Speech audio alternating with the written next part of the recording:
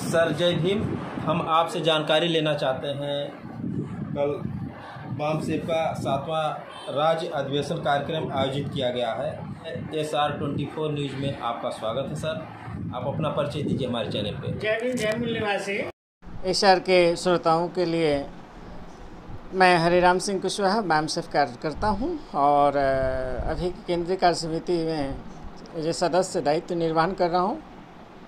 पश्चिम बंगाल राज्य का इंचार्ज होने के नाते इस कार्यक्रम में शरीक होने के लिए आया हूं।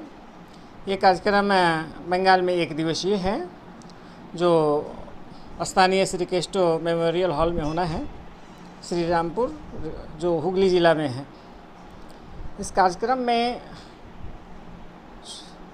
कुल 3 विषयों पर हम परिचर्चा का आयोजन कर रहे हैं। पहले विषय में हम निजीकरण और आउटसोर्सिंग के क्या दुष्परिणाम समाज पर पड़ रहे हैं, इस पर हम चर्चा करेंगे। दूसरे विषय में हम BS4 अर्थात भारतीय संविधान सम्मान सुरक्षा संवर्धन महाजन जागरण का जो काम बामसेफ पिछले 3-4 सालों से करते आ रही है, उसमें भारतीय संविधान से जो राजनीतिक रूप से देश शासित तो हो रहा है, लेकिन सामाजिक रूप से अभी भारतीय संविधान के अनुकूल हमारा समाज नहीं बना है। हम भारतीय संविधान के अनुकूल समतामूलक समाज बनाने की परिकल्पना को लेकर के इस मुद्दे पर भी चर्चा करेंगे। हमारा तीसरा और बहुत ही आज के लिए ज्वलंत मुद्दा है, लेकिन बामसेफ समय समय पर इस विषय पर पूर्व में भी चर्चा करते आई है। इस देश में 90% संसाधनों पर 10% लोगों का कब्जा है और 90% आबादी जो इस देश के मूल निवासी हैं वह संसाधनों से वंचित हैं या उसके हिस्से में संसाधनों का बहुत थोड़ा सा भाग, आप कह सकते हैं ऊँट के मुंह में जीरा के समान है। आप इसको ऐसे भी समझ सकते हैं कि देश के 100 रोटियों में 90 रोटी 10 लोगों के लिए है और शेष 90 लोगों में 10 रोटियां फेंक करके उछाल करके दी जा रही है।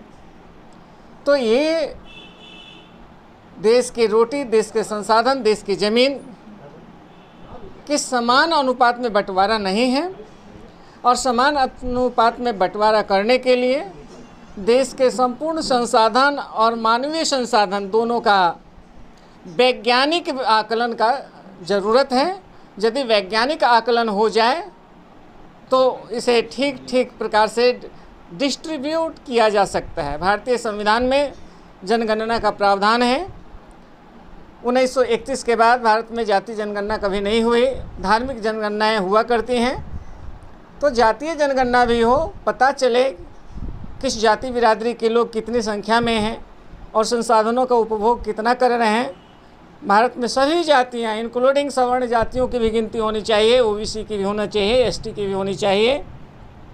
सभी जातियों की गिनती जरूरी है। देश में पशुओं की गिनती होती है, पक्षियों की गिनती होती है, घर मकान गिने जाते हैं, पैखाना रूम में टॉयलेट में टाइल्स लगे हैं या नहीं लगे हैं यह भी गिना जाता है जनगणना में। मैं स्वयं 2001, 2011 और 2021 की जनगणना की प्रक्रिया से जुड़ा हुआ व्यक्ति हूँ। मुझे पता है कि देश को जानने का यह हक है, देश के नागरिकों को समझने का यह अधिकार है कि देश के रिसोर्स पर वास्तव में कौन से लोग कब्जा जमाए बैठे हैं। यदि जातिगत जनगणना होती है तो एक आंकड़ा आएगा और ये आंकड़ा न सिर्फ भूगोल के लिए, समाजशास्त्र के लिए, अर्थशास्त्र के लिए, बल्कि भारतीय समाज के चाल और चरित्र को भी बदल करके रखेगा, ऐसा हमारा मानना है। हम इन्हीं मुद्दों पर चर्चा करने के लिए विद्वान वक्ताओं को आमंत्रित करते हैं और वे समाज का प्रबोधन करते हैं।